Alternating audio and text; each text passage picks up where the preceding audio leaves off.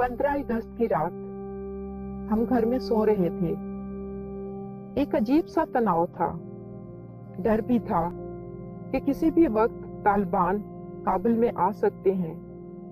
20 साल से जो डर दिल में दबाया हुआ था, आज एक कड़वी हकीकत बनकर सामने खड़ा हुआ था।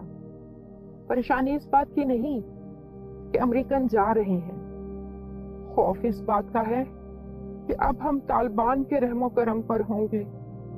वो तालिबान जो सिर्फ नजरिए के इख्तलाफ के बायस कत्ल को फर्ज समझते थे, वो तालिबान जो औरतों के तालीम हासिल करने को गुनाह समझते थे, वो तालिबान जो खवातीन को नामहरम से गुफ्तगू पर पत्थरों से मारते थे। अब फिर से उन्हीं की हुकूमत आने वाली है। मैं अपनी बेटी की आंखों में आंखें कैसे डालूं, कैसे खुद को समझाऊं कि हवस के पुजारी उसको छोड़ देंगे।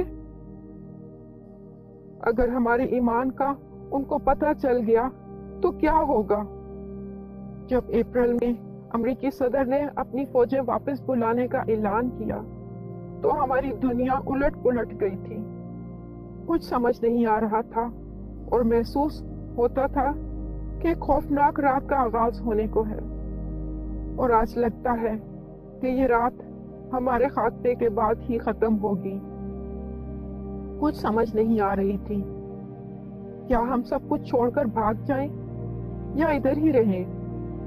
मगर भाग कर जाएंगे कहाँ, और अगर यही रहे तो हमारा बनेगा क्या। मौत का साया भागने पर भी पीछा करेगा, और अगर इधर ही रहेंगे तो भी सर पर मंडलाता रहेगा। जब मैं जाने का सोचती हूँ तो वो बम धमाका याद आ जाता है। उस दिन जब बम फटा तो हमारे घर की दीवारें लर्ज़ उठी थीं। यूं मालूम होता था कि रूह अभी जिस्म को छोड़ जाएगी। रोते हुए बच्चों को चुप करवाना नामुमकिन था। उनकी आंखें खौफ से भर गई थीं। ज्यादती की थी उन नाजुक जानों के साथ। उनकी आवाजों से कोई घर न आ जाए। वो धमाके थे बहुत शदीद। 13 फौजियों और 160 से ज्यादा अफगानियों ने अपनी जानें खो दी थी।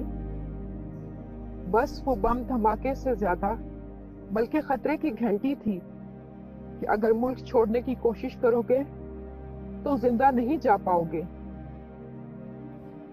डर लगता है कि उन लोगों के आने से पहले कहीं भूख ही ना हमें मार दे।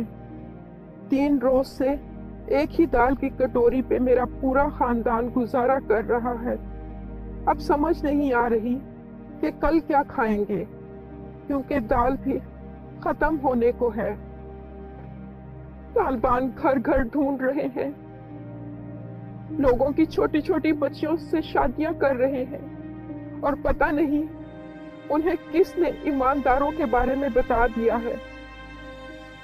हर घर में हमारी तलाशी कर रहे हैं, और अगर हम में से उन्हें कोई मिल जाए वही उसे कत्ल कर देते हैं, जैसे उनका खानदान। पता नहीं किस दिन ये हमारे दरवाजे पर आ जाएंगे, और अगर उन्हें पता चल गया कि हम ईमानदार हैं तो कुछ भी नहीं बचेगा। हमारा बहुत दिल करता है कि हम इसी तरह अपने ईमानदार बहन भाइयों के साथ अपने खुदा की परस्तिश करें, उसके हुजूर सर झुकाएं, पर अब ये मुमकिन नहीं। हम सिर्फ अपने बुजुर्ग को रात की तारीकी में हमसे मिलने की इजाजत देते हैं, ताकि ना उनको कोई देख सके ना हमें। हमारा ईमान उसी पर है और मरते दम तक रहेगा। ऐ खुदा, आसानी पैदा कर। मुझ में इतनी जरूरत नहीं कि मैं अपनी खुशी, अपने गम और अपने मसाइल से आपको रोशनास करा सकूं, लेकिन मैं ये जानती हूँ कि मेरा मसीह और आपका मसीह एक है, और हम दुआ के जरिए एक दूसरे के साथ जुड़े हुए हैं, क्योंकि हम मसीह का बदन हैं। खुदा आप पर हमारी मुश्किलात अया करेगा और हमारी मुत्तफिका दुआ ही वाहिद हल है।